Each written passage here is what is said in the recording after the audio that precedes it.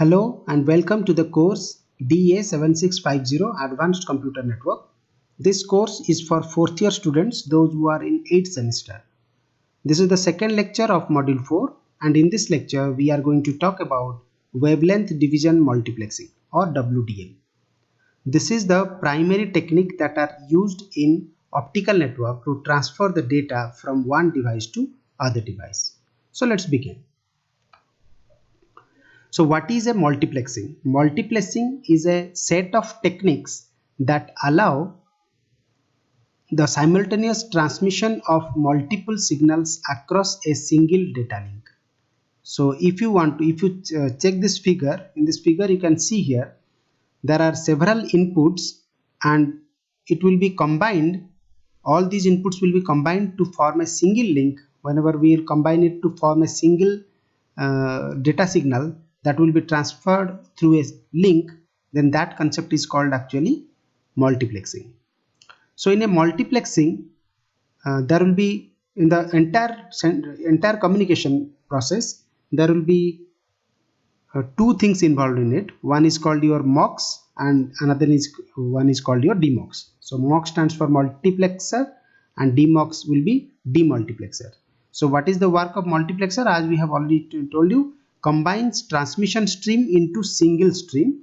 That means it is sometimes called many to one. And demultiplexer separates the stream back into its component transmission, that is one to many. So when you want to send some signals in a network, then those signals need to be combined to form a single signal, and that signal will be transferred through the link. And when it reaches to the demultiplexer, the demultiplexer will regenerate the signals from the combined signal and it will send to the receiving device. So here link refers to the physical path. So this link, in our case it will be optical fiber, okay, because we are discussing about optical network. So this will be optical fiber. And channel refers to the portion of a link. One link may have many channels. That means in a single optical fiber, it could able to transfer multiple signals or multiple data. And here multiple data came out from this fiber. Okay, so that is the concept of multiplexing. So basically the multiplexing techniques are of three types. One is called frequency division multiplexing, wavelength division multiplexing, and time division multiplexing. Out of these three, two are analog techniques and one is time division multiplexing is digital technique. Okay, so these two techniques will be developed for analog signals and the last one will be designed for the digital signals. Means whenever there are multiple digital signals available and you want to transfer it in a single channel, then you should combine all the digital signal to make it a single signal. So that will be used by your time division multiplexing, and other two are analog. Now we will not discuss the detail of all these multiplexing techniques. Why? Because these are the fundamental part that you have already covered in the networking concept. So we only focus on the wavelength division multiplexing, which is going to be used in our optical networks. So let us first discuss about wavelength division multiplexing or WDM. So here also the same concept will be applied. There will be a MUX and a DMUX. Multiple signals that are coming from different channels will be combined to form a single channel. Then that will be transferred to the link through the link. And upon receiving at the receiver end, the demultiplexer will separate the signals into different signals. Okay. So WDM is conceptually the same as the FDM. So this is equivalent to your frequency division multiplexing, except that multiplexing and demultiplexing involves optical signals transmitted through fiber optic channels. And we know that the optical signals have very high frequency. Okay, so that means in a frequency division multiplexing you will use the analog signals and here you are using the optical signals, right? Optical signals is in the form of light, so that signal you are going to consider in this particular case. we are combining different signals of different frequencies.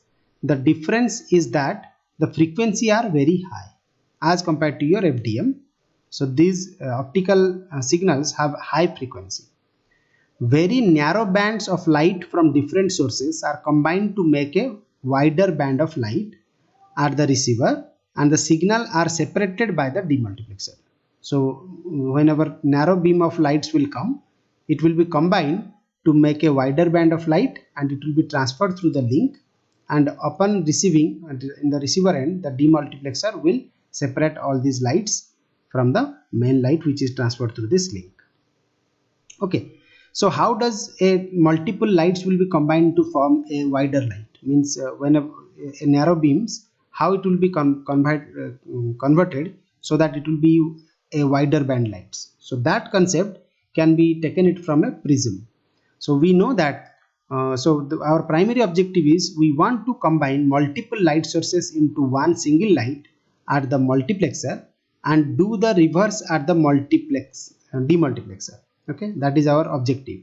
So the combining and splitting of light sources are easily handled by a prism. So if you see, here is the prism is there. From the physics concept, you have already known about the concept.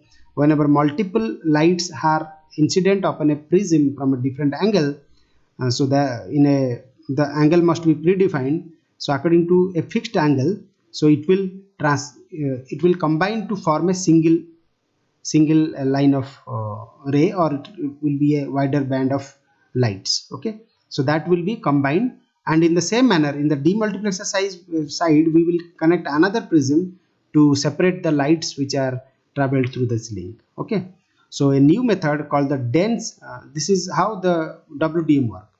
Besides that WDM, another method is there, that is called dense WDM, DWDM, can multiplex a very large number of channels by spacing channels very close to one another.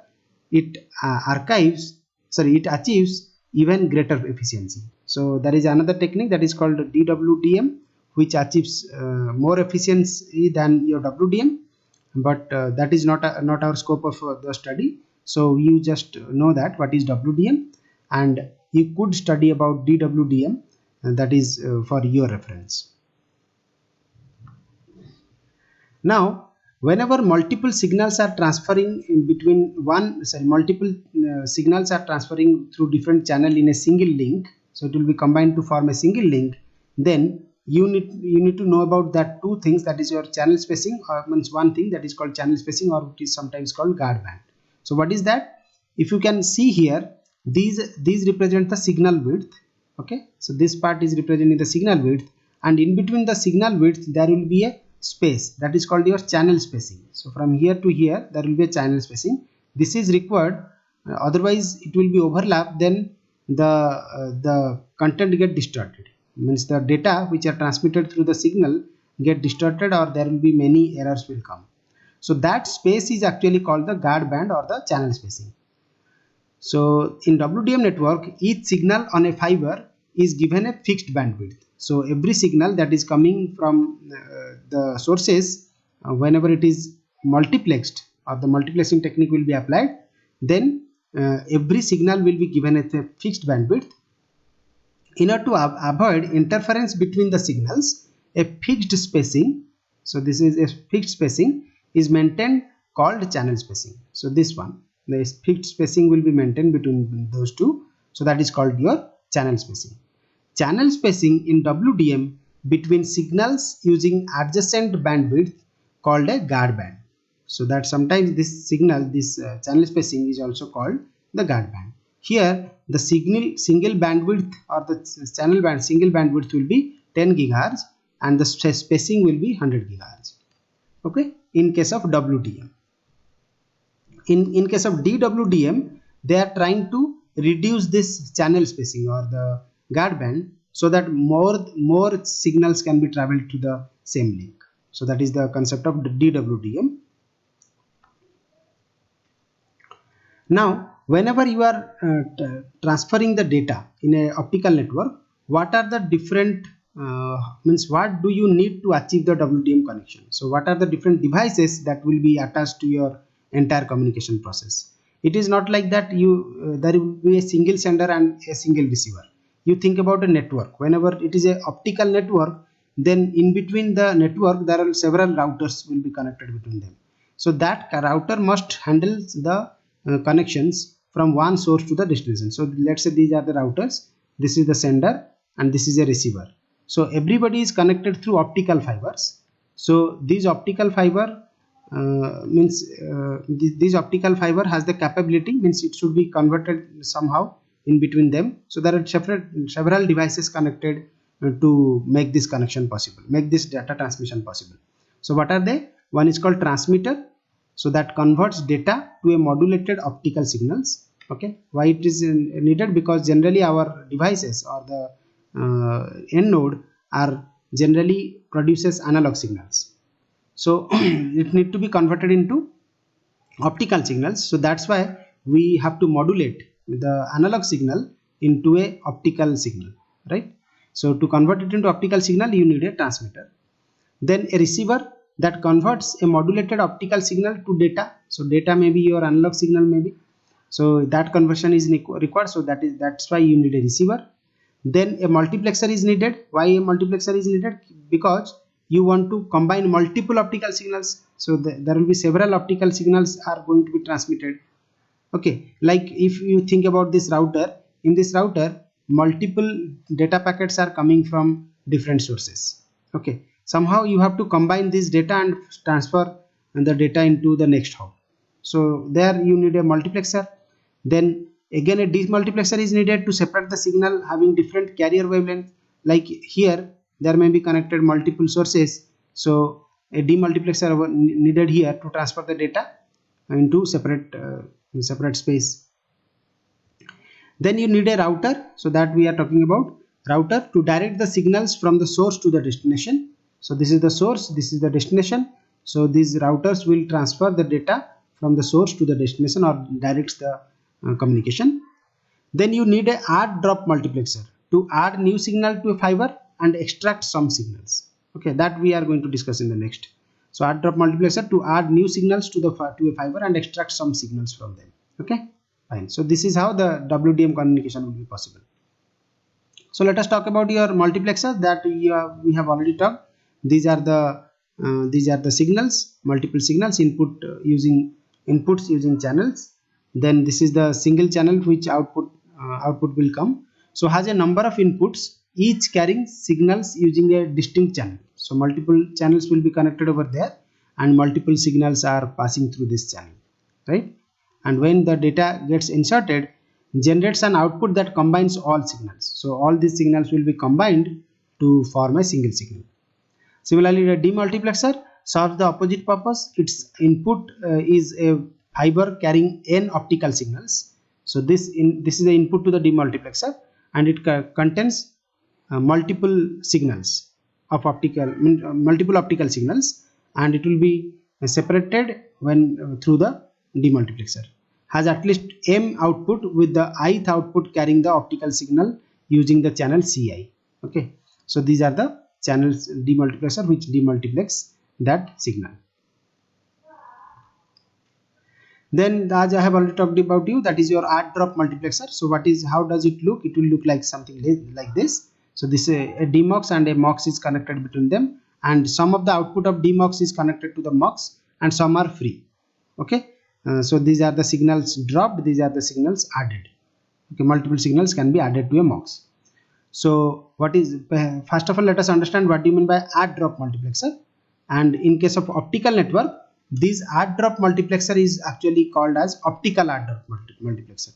In case of add drop multiplexer, the communication channels which are connected between them are not fibers, optical fibers, but in case of OADM, the communication channels are optical fibers.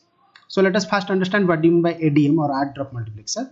A pair consists of a MUX and a DMUX, where some of the outputs from the DMUX are not connected to any of the input of the MUX. So you can see here C2 and C3 are the outputs from this DMUX and it is not connected directly to the MUX.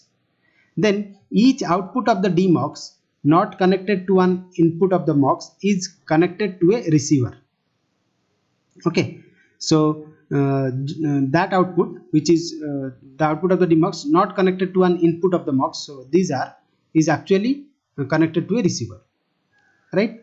So each input to the mux which is not connected to the output of a demux is connected to the output or transmitter or modulator. Okay, so this will be connected to the transmitter or modulator. So that thing is called ADM, and that is your add drop multiplexer. So add drop multiplexer using optical devices are called optical add drop multiplexers. Okay, so you can further explore about that OADM and also explore about this ADM, why it is so, why some signals are dropped, why signals are added. So that is your task. You should find out the detail of your ADM. Fine. So after that, there will be end nodes in the optical devices. End nodes will be sources or destination of the data, typically computers, and optical routers. So end node will be computers, and optical router means in between the communication there will be several routers. So optical router will be direct each incoming optical signal to a appropriate outgoing fiber. Okay, this is your incoming signal. This is the outgoing fiber for this particular router, right? Fine. Now let us let's